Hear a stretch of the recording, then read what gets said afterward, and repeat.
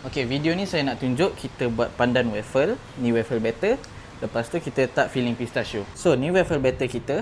Tapi first, letak macam ni. And lagi satu scoop. Separuh lah, letak separuh. Separuh lebih sikit. Okay, ratakan sikit. Okay, biar dia lama macam ni. Lepas tu, tutup.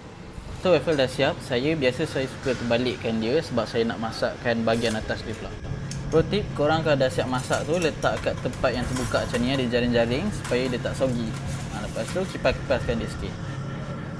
Okay, ni saya belanja bunyi dia. So, topping pun dah letak. Filling, kita sebut filling. Okay, so filling pun dah letak. Lipat dia macam ni. Banyak. Okay, so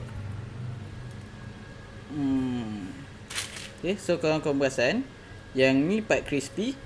Lepas tu dalam ni apa yang kita sebut like kuih like. So dah siap, jemput makan.